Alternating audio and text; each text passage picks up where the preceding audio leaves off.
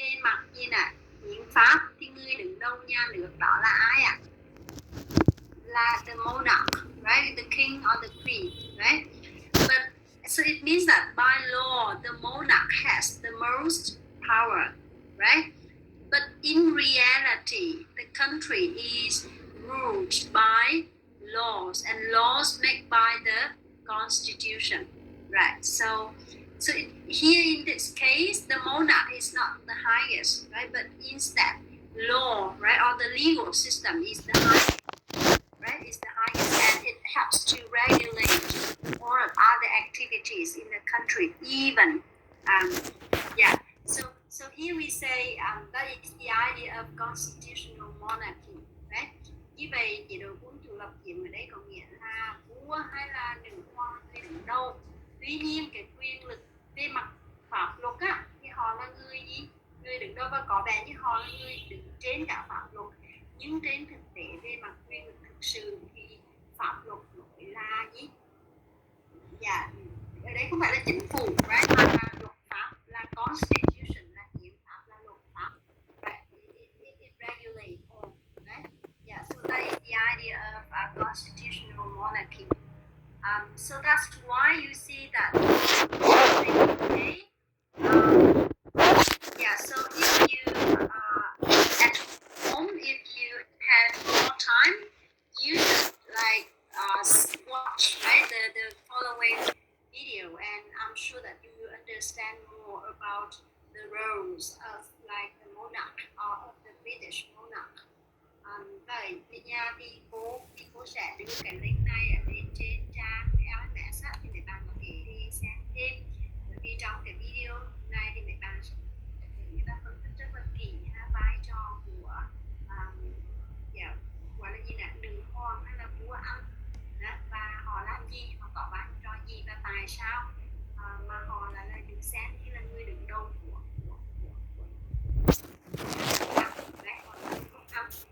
nhưng mà quyền lực thực sự thì họ là không phải là họ thực sự. Và khi chắc nữa khi mình nói cái role of the monarch thì cũng nói thêm, nhưng mà but here we can see from this slide, yeah, we can see why we say appearance and the reality, because there is a difference in terms of power, right, in by law and in reality, right? Yeah. So we see that by law the queen has almost absolute power above the law, right? And như vậy đi, mà luật pháp thì nữ hoàng hiện tại cô đang dùng nữ hoàng Anh đi, được xem là cái giai đoạn hiện tại đi, là người gần như là gì nè, có quyền lực tối thượng và absolute power, right, và thậm chí là trên cả luật pháp. Bởi vì mấy bạn sẽ thấy là quá trình làm luật ở Anh thì sau khi một cái điều khoản, một cái vấn đề được ra thảo luận ở gì nè, được đưa ra thảo luận ở Hạ viện, mà được Hạ viện nghiên cứu thảo luận, và sau đó thì cái điều luật đó sẽ được bỏ phiếu ở Hạ viện, và nếu như nó được thông qua bởi một nửa tham viên số nghị sĩ thì cái điều luật đó sẽ có Thượng viện cũng sẽ nghiên cứu, cũng sẽ trao đổi, cũng sẽ thảo luận, và sau khi được thông qua bởi Thượng viện thì cái dự luật đó còn phải được như là trình lên ai ạ? Trình lên vua hoặc là nữ hoàng Anh, và cái dự luật đó chỉ có thể trở thành luật khi nó có sự đồng ý chấp thuận của nữ hoàng Anh, right? So that is the idea of like I mean the law making process in the UK, and in that law making process we can see the final decision, right? Or we can see the power, right, of the queen or of the British monarch, right? So in this case, it seems to be that like the queen has the absolute power, and he or she seems to be above the law. And also because in any feudal system, you see the way people address, right, the people from the royal family, and also the way the king or the queen address, right, or use the language to demonstrate their power. It seems like the country belongs to her or belongs to him only. It's not belong to the British people, right? So he said, my government are servants of the crown, etc. So in terms of language, it seems like the whole country is the personal possession of the queen and her royal family. Yeah, and that's why we see we have the term undemocratic. Như vậy thì sẽ về mặt ngôn ngữ sử dụng trong cách gì nè, gọi là di giáo thì thật là giáo thì cách xưng hô vân vân, thì mình thấy có vẻ như cái hệ thống như là của chủ này nó đi ngược lại với cái giá trị gọi là gì dân chủ ở một cái như nước Anh, như nước Anh, bởi vì những cái cụm từ mà người ta dùng, bởi vì các bạn sẽ thấy là trong các cái buổi mà nữ hoàng Anh hay là trong những cái nữ hoàng Anh phát biểu trước công chúng hay là trước các cái buổi gì là khai mạc các cái kỳ họp quốc hội Anh chẳng hạn, thì bà vẫn dùng những từ như my government, chính phủ của tôi, right? Hay là the servants of the crown, như vậy các cái thành viên chính phủ vân vân đều là những cái gì để tôi phục vụ cho gì, cho nữ hoàng, cho người ta dùng từ crown là ngai vàng như vậy là cho triều đình, cho nữ hoàng hết, vân vân. Và như vậy trong cái hệ thống thì có vẻ như là undemocratic is by law, right? Và nên nhớ là có một điểm đó là trong cái quá trình học thấy là ví dụ như nữ hoàng Anh họ cũng có là vua hay nữ hoàng Anh họ cũng có cái vai trò rất là quan trọng, vì với việc là họ là người làm gì là make a speech at the stage opening of the parliament, so it means that he or she, right, seems to be above the law, seems to direct or seems to control, right, the activities of the parliament, right.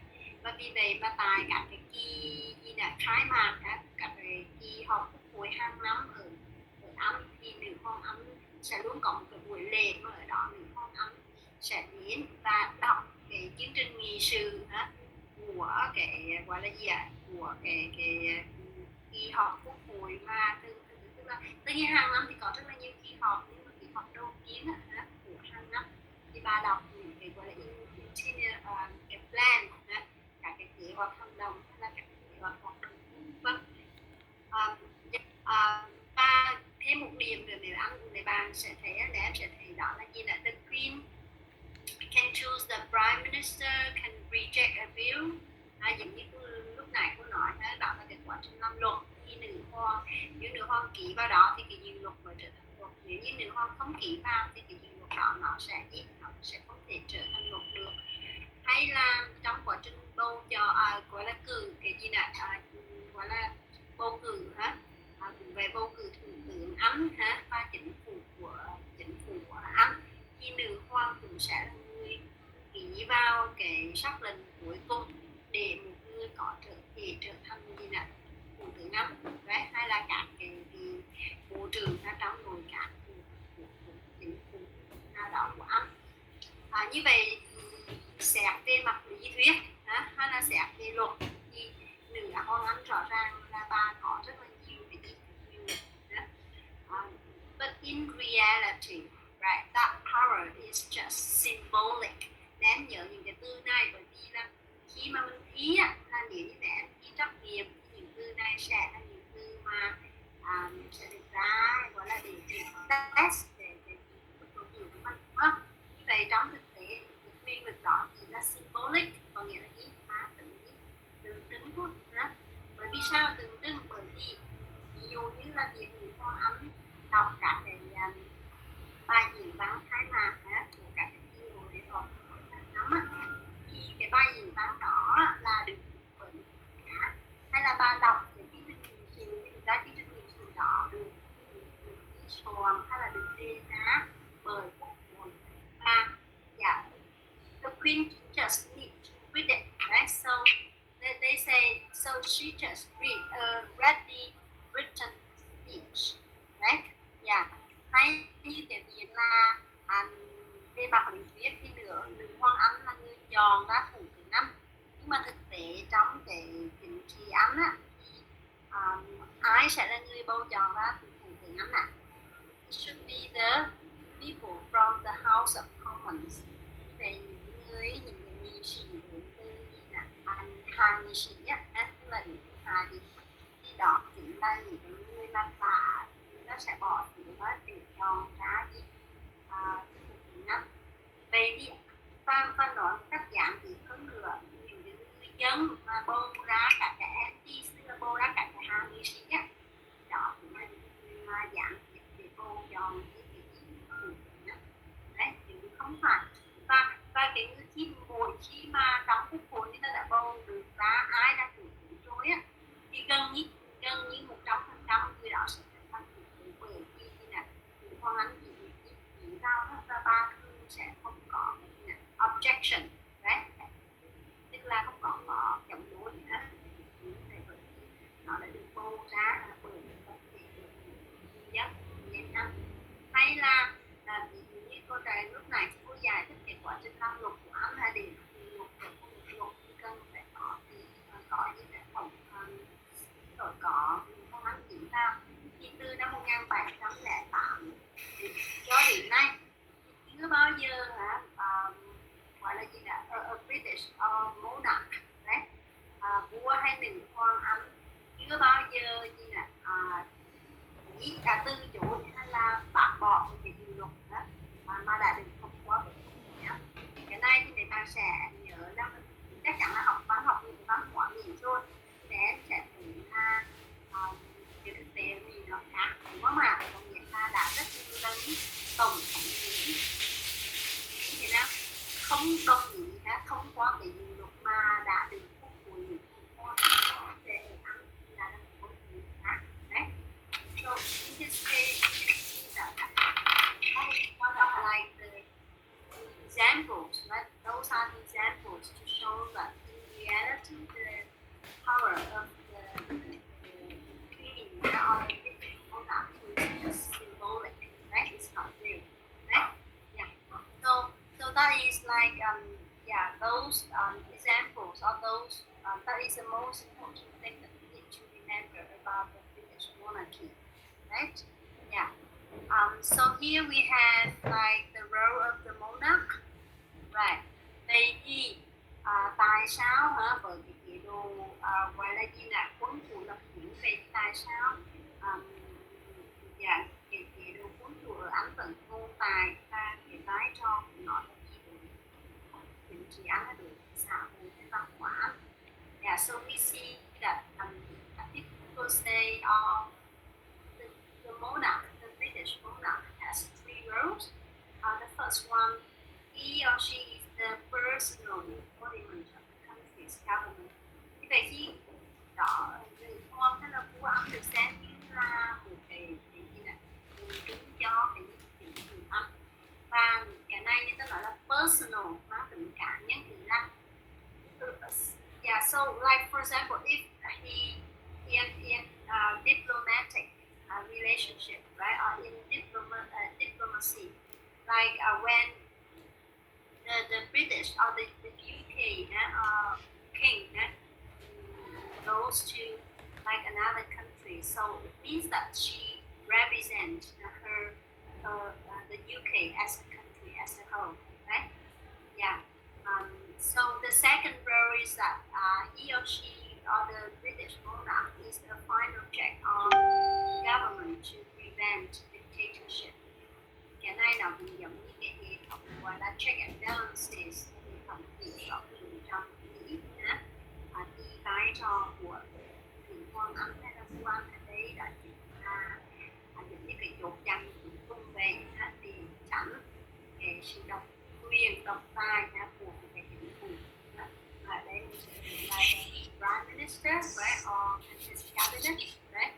Yeah, and also the monarch has practical role as well, because he or she can be the head of state or the head of nation. Ở đây thì cô sẽ chị ba mẹ An có phân biệt hai cái là head of state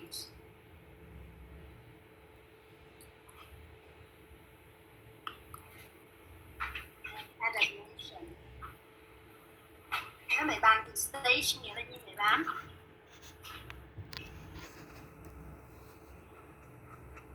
Head of state and head of nation. Như là mày bàn có thấy cái màn hình đó, phải như mày bàn vẫn thấy trên màn hình của cô đúng không?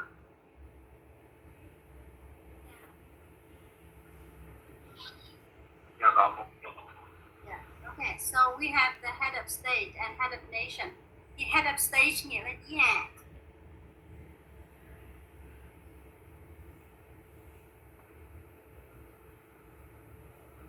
Head of state nghĩa là gì nào? nguyên thủ quốc gia. Nguyên thủ quốc gia là như thế nào? Như thế nào gọi là nguyên thủ quốc gia? Là người đứng đầu nhà nước. Rồi, người đứng đầu nhà nước. Hả? Còn head of nation là gì?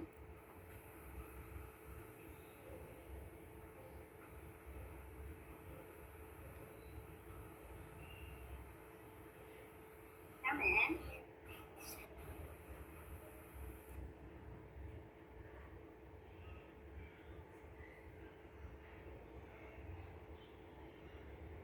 Dạ, ở đây mình sẽ thấy là head of state là giống như dạng rồi nguyên thủ quốc gia mình nhiều giống như là prime minister vậy. Ví dụ ở Việt Nam mình cái head of state thì đó chính là thủ tướng, là tổng chính, đúng không? Bây giờ là head of nation thì đều cho là gì là chủ tịch nước á. So that is the idea of head of state and head of nation, right? Yeah. So in this case, the British monarch can serve the practical role because like he or she can represent, right, his or her country's head of state or head of nation to do or to conduct or to carry out diplomatic we say ceremonies, right? And that's why the prime minister, for example, the British prime minister, he can spend more time on solving like the country's problems, right? So that is like it is they mentioned the practical role of the monarch in this sense, in that sense, right? Yeah.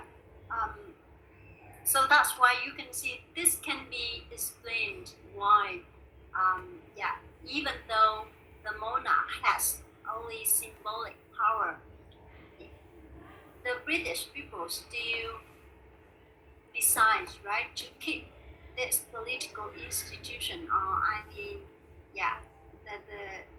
we can see that they don't broadcast, right, this system, or they don't want to abolish, right, the British monarchy in their political life. Yes. So we talk about the value of the monarch. So in the previous slides, we understand like the roles, các cái vai trò, và ở đây cái phần này thì mình sẽ nắm cái value, cái giá trị, về cái giá trị của cái chế độ quân chủ, hay là cái nhà vua hay nữ hoàng Anh ở đây là gì?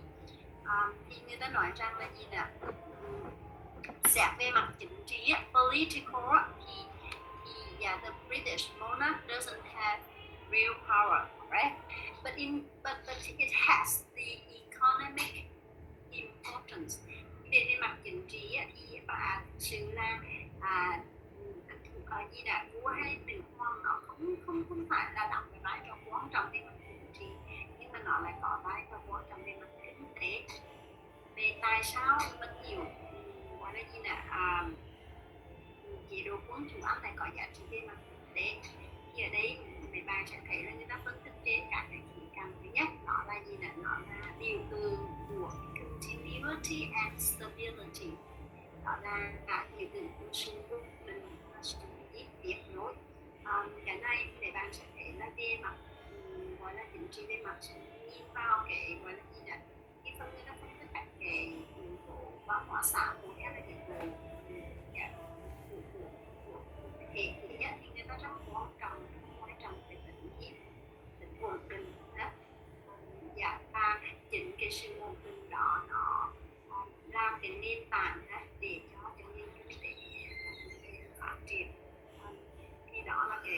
human thì mình dùng các mấy chuyên viên nó nói về cái importance of the parliament người ta đời giúp cho cô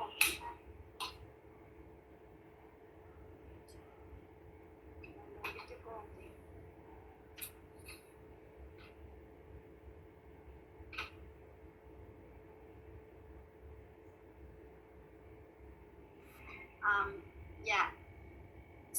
So that is the value of the monarch, huh?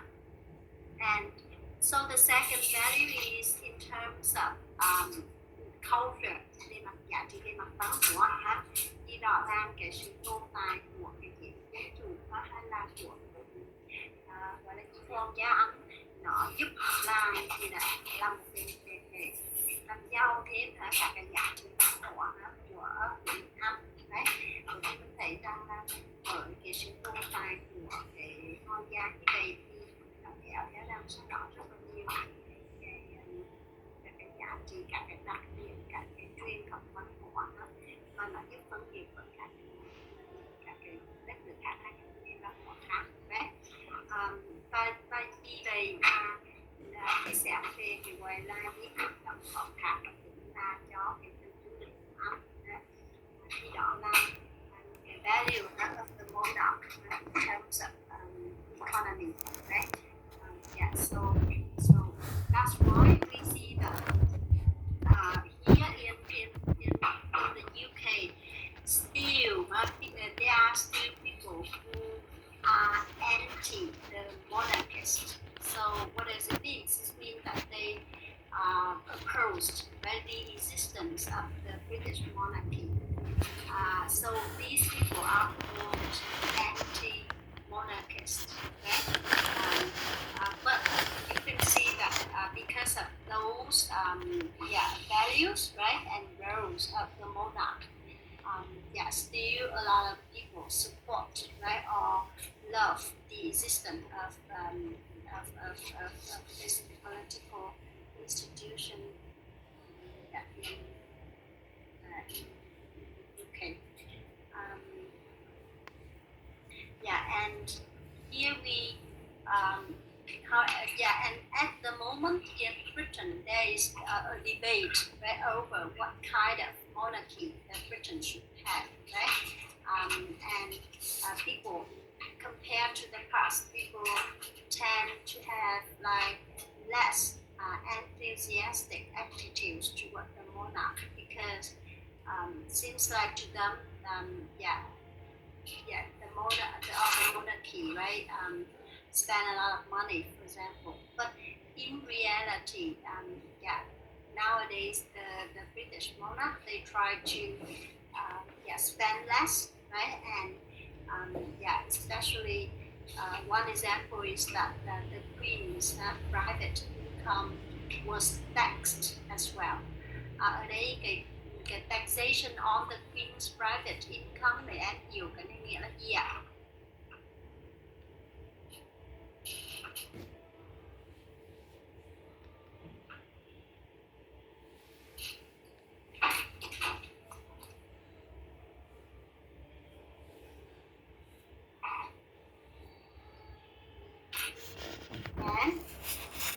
Taxation là gì à?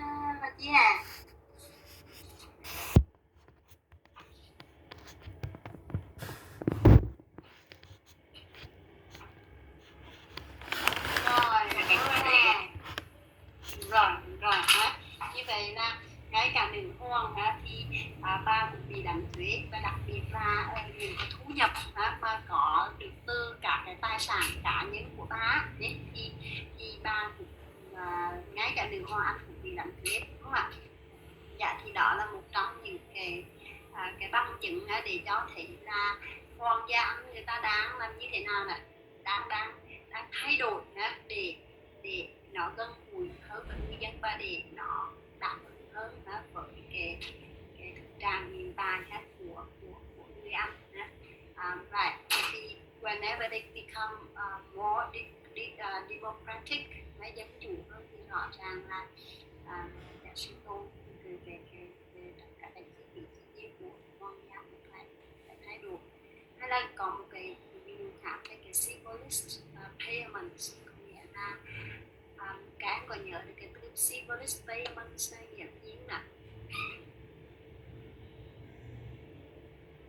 Ai nhớ cái symbolic payments là gì nè? Đó chính là cái gì nè, người ta nói đó chính là danh sách những người nhận người thuộc quốc gia mà nhận lương để thực hiện các cái công việc nha, phục vụ gì là đất nước ăn. Ví dụ mấy bạn thấy là các cái chuyện công du mang tính ngoại giao vân vân, thì những cái những cái thành viên của quốc gia Anh sẽ được nhận lương để thực hiện các cái nghĩa vụ đó. Tuy nhiên thì hiện tại là tức là cái danh sách những cái thành viên, những cái thành viên quốc gia được nhận các cái khoản lương thù lao như vậy là cắt giảm bớt, chỉ trong một nhóm hoàng như là chỉ là thái tử, hoàng tử vân không, tức là những người nằm trong cái gì là danh sách thừa kế và còn lại thì những người khác thì sẽ không được nhận các cái khoản lương như thế này nữa.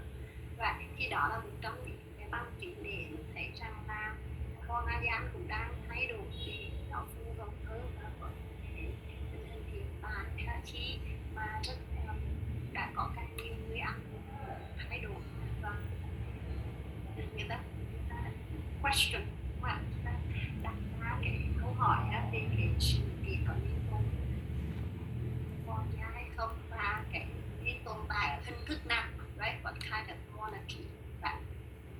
Thì như vậy với cái bài về the monarchy thì cô chỉ nhớ những cái điểm chính như vậy và đặc biệt là những cái ví dụ về cái sự khác biệt về vai trò hay là về cái chức năng của các thành đặc biệt là nữ hoàng trong thực tế và trên mặt pháp luật như thế nào. Thì đây là những cái ví dụ mà cô lấy ra từ trong sách, thì cô chỉ để bạn đọc lại và để hiểu thêm thế nào. Rồi bây giờ ví dụ trong cái câu hỏi này chẳng hạn, với cái bài này, với cái câu hỏi này thì theo mấy bạn thì mình sẽ chọn câu hỏi này là true or false.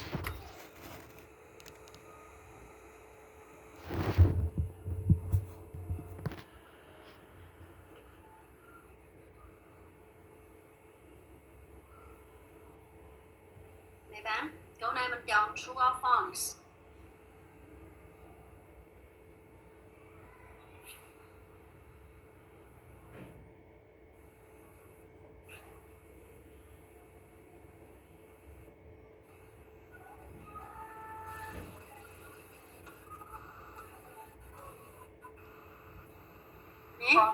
So false or true. Câu này sẽ là gì? False, bởi vì giống như lúc nãy cô phân tích đó, đúng không?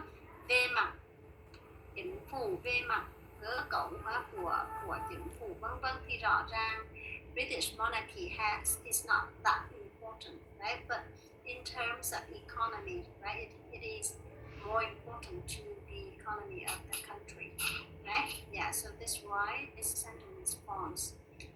Cái này thì cô nghĩ là quá dễ rồi, mình sẽ chọn là gì?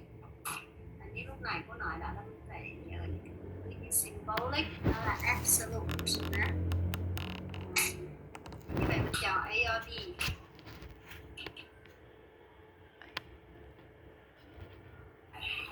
B. Yeah, by B. So by law là absolute power, but in reality it's just symbolic one, right? Hay là câu cuối cùng all of the royal family members receive the civilist payments. So true or false? Yeah, false, right? Yeah, because the number has been reduced, right? The number of royal family members who receive the civilist payment has been reduced, right? Yeah. Ok, thì như vậy đó là cái bài về